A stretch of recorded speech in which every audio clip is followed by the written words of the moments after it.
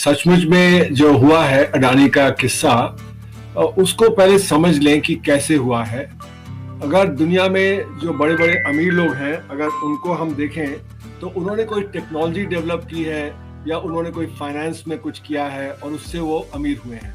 लेकिन अडानी जी जो हैं वो एक्विजिशन से बड़े हुए हैं। उन्होंने बहुत सारे जो फर्म्स थे जो चल रहे थे उनको एक्वायर किया है। और दूसरी बात हुई कि जब उनके क्योंकि कनेक्शंस अच्छे रहे तो इसलिए लोगों को लगा कि ये कंपनी बहुत आगे जाएगी, तो इसलिए उनकी कंपनियों के शेयर्स के दाम बहुत आगे बढ़ गए। तो कई कंपनियों के दाम तो कई गुना मतलब बढ़ गए पिछले सालों में, और उनकी संपत्ति जैसे आपने बताया कि $8 बिलियन से $140 बिलियन हो गई, और कंपनी भी करीब 20 गुना ज्यादा बड़ी हो गई। तो ये किस प्रकार से हुआ? ये हुआ इस प्रकार से कि क्रोनिज्म है हमारे देश में। कैपिटलिज्म में क्रोनिज्म होता है, यानी कि जब बिजनेसमैन की और जो पॉलिटिशियन की सांठगांठ होती है। पर ये एक एस्टाउंडिंग लेवल पे था, इतने बड़े लेवल पे कहीं क्रोनिज्म नहीं देखा गया कि इतनी ज्यादा मदद मिली हो। और जो आप बता रही थी कि राहुल गांधी ने आज बताया कि वो चाहे विदेशों में कॉन्ट्रैक्ट हो, वो चाहे देश में कंपनियों को एक्वायर करने की बात हो, जैसे कि बॉम्बे का जो एयरपोर्ट है, इंटरनेशनल एयरपोर्ट, वो जब नहीं बेच रहे थे, जो ओनर थे, तो उनके ऊपर रेड्स हुए और रेड्स के बाद उन्होंने बेच दिया। तो यानी ये दिखा रहा है कि जो हर तरह से मदद मिली और उस मदद के जरिए से अडानी इतने बड़े हो गए इतनी जल्दी। उसमें आपने LIC का जिक्र किया कि LIC ने उसमें पैसा डाला, जबकि म्यूचुअल फंड्स पैसा नहीं डाल रहे थे। जो प्राइवेट म्यूचुअल फंड्स हैं वो तो पैसा डालेंगे जहां पे प्रॉफिट दिखेगा। तो जब इतना प्रॉफिट हो रहा था तो क्यों नहीं डाल रहे थे? वजह यह है कि अडानी को बहुत ज्यादा लोन मिला है। उनको जितना इक्विटी है उससे कहीं ज्यादा, इसको गियरिंग रेशियो बोलते हैं। और जितना अगर आपका लोन का रेशियो जो इक्विटी से है वो ज्यादा होता है तो उतना रिस्क ज्यादा हो जाता है। तो म्यूचुअल फंड्स देख रहे थे कि ये इसमें इन्वेस्ट करेंगे तो वहां पे रिस्क ज्यादा है, इसलिए वो कर नहीं रहे थे। हालांकि प्रॉफिट वहां पे बहुत बन रहा था, शेयर प्राइस बहुत ज्यादा तेजी से आगे बढ़ रहा था। जो LIC के बारे में भी कहा जाता है कि देखिए LIC की भी जो उन्होंने इन्वेस्टमेंट किया उससे कहीं ज्यादा उनको प्रॉफिट हो गया है। पर ये प्रॉफिट तो एक नोशनल प्रॉफिट है, क्योंकि आपने जो आर्टिफिशियली उसको बढ़ा के किया है। तो कुल मिला के ये जो एक एटमॉस्फेयर पैदा किया गया कि जहां पे जैसे कोरिया के चाय बॉल्स हैं, वो कॉन्ग्लोमरेट्स हैं, उनको बहुत बड़ा किया गया जानबूझ के सरकार की मदद से। वही यहाँ पे हो रहा है। और यहाँ पे जो सरकार है उसने एक जो एंटिटी है उसको बहुत ज्यादा मदद की है, अडानी को। तो इससे जो सारा एटमॉस्फेयर है हमारे स्टॉक मार्केट का, उस पर क्वेश्चन मार्क उठ खड़ा होता है कि जब इतनी तेजी से स्टॉक मार्केट में पैसा आया, पैसा से जो उनकी जो इक्विटी बढ़ा, तो क्यों नहीं उसका इन्वेस्टिगेशन हुआ? तो सेबी को इन्वेस्टिगेशन करना चाहिए था पहले ही कि इतनी तेजी से पैसा आ रहा है, इतना ज्यादा बढ़त हो रही है, तो इसके पीछे क्या राज है? तो यानी कि सेबी पे भी क्वेश्चन मार्क होता है। फिर जैसे बैंकों ने पैसा उधार दिया तो वहां पे क्या ड्यू डिलिजेंस हुआ? जैसे कि जब पहले ऑस्ट्रेलिया गए प्रधानमंत्री, वहां पे मल्टीनेशनल बैंक्स ने पैसा नहीं दिया, जो कोल माइनिंग का जो स्टार्ट करने वाले थे अडानी जी, तो तुरंत $1 billion state bank of India ने दे दिया।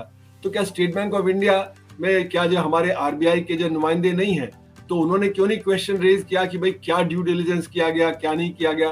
तो मेरा मानना है कि हमारी जो रेगुलेटरी एजेंसीज हैं उन पे भी सवाल उठ खड़े होते हैं। और ने कहा है कि जब पैसा बाहर जाता है फिर वो जब घूम के आ जाता है, शेल कंपनियां बाहर हैं, ऑडिटर हैं जो 22, 23, 24 साल के ऑडिटर एज में 22, 23, 24 साल के हैं, जिन्होंने फ्रेश कंपनी फ्लोट करके और जो ये सारा अकाउंट को ऑडिट किया। तो क्या इतनी बड़ी कंपनी को क्या इतनी यंग एक ऑडिटर कंपनी करती है? इतनी बड़ी कंपनी को ऑडिट करने के लिए तो बहुत एक्सपीरियंस्ड ऑडिटर चाहिए होते हैं, सारा पता। तो जैसे हिंडनबर्ग ने कहा कि जो ऑडिटर्स को भी मैनिपुलेट किया गया, जो राउंड ट्रिपिंग भी मैनिपुलेट की गई, स्टॉक मार्केट भी मैनिपुलेट किया गया, तो बहुत बड़े लेवल पे एक्यूजेशन है। इसका असर ये होगा कि जो फॉरेन कैपिटल है वो इंडिया के जो स्टॉक मार्केट है उसको थोड़ा जो एक दृष्टिकोण उसका रहेगा कि पता नहीं यहाँ क्या क्या गड़बड़ होता है। सबसे पहली बात यह है कि उनको लोन मिला बैंकों से, जहाँ पे जल्दी से लोन मिल गया, जो अक्सर नहीं मिलता है। क्योंकि अगर आपका गियरिंग रेशियो जिसको बोलते हैं, कितना आपने लोन लिया और कितना आपका इक्विटी है, अगर वो बहुत ज्यादा होता है तो लोन बैंक नहीं देते हैं। यहाँ पे बैंकों से लोन मिला, पब्लिक सेक्टर बैंकों से ज्यादा मिला, प्राइवेट सेक्टर बैंकों ने इतना नहीं दिया। दूसरी बात, LIC ने इन्वेस्ट किया, जबकि म्यूचुअल फंड उसमें इन्वेस्ट नहीं कर रहे, जबकि म्यूचुअल फंड ज्यादा कंसर्न रहते हैं कि अगर कहीं प्रॉफिट ज्यादा बन रहा है तो वहां पे इन्वेस्ट करेंगे। तीसरी बात जो है कि पैसा बहुत सारा आया बाहर से, जो कि इन्वेस्ट किया गया अडानी की कंपनियों में, और वहां पे राउंड ट्रिपिंग का जो वो सवाल उठता है कि कितना पैसा देश से बाहर गया, और जो दुबई वगैरह में जहां पे कि अडानी जी के भाई बैठे हुए हैं और शेल कंपनी के जरिए से पैसा यहाँ पे आया, तो सेबी ने क्यों नहीं इन्वेस्टिगेट किया कि इतनी तेजी से दाम बढ़े हैं। फिर जो ऑडिटर हैं, ऑडिटर का बड़ा रोल होता है, क्योंकि ऑडिटर ही जब सर्टिफाई करते हैं कि अकाउंट्स वगैरह सब ठीक हैं। इतने यंग ऑडिटर्स जो 22, 23, 24 साल के ऑडिटर्स हैं, उसकी फर्म जो एक नई फर्म है, वहां से कैसे ऑडिटिंग हो रही है, न कि एक एक्सपीरियंस ऑडिटिंग फर्म से ऐसी हो रही है। और फिर जैसे कि कहा गया कि कैसे इतने सारे कॉन्ट्रैक्ट मिल गए, और जहां पे एक्सपीरियंस नहीं है अडानीज का वो कंपनियां रन करने का, वो मुद्दे रन करने के, एयरपोर्ट वगैरह कैसे उनको मिल गए, और विदेशों में कैसे उनको कॉन्ट्रैक्ट मिले हैं, जहां जहां मोदी जी की विजिट होती है उसके तुरंत बाद उनको कॉन्ट्रैक्ट मिल जाते हैं। तो ये कुछ मुद्दे हैं जिनके ऊपर आम जनता को सोचना पड़ेगा कि कैसे हुआ। अब सवाल उठता है कि बीजेपी इसमें फंस रही है, प्रधानमंत्री को बचाएंगे वो लोग, तो क्या करेंगे? वो एक इंक्वायरी मुझे लगता है होगी, और वो इंक्वायरी जो होगी उसमें अपने लोग बिठा के इंक्वायरी से रिपोर्ट लिखवा सकते हैं, जिससे कि इंक्वायरी में ज्यादा कुछ निकले नहीं।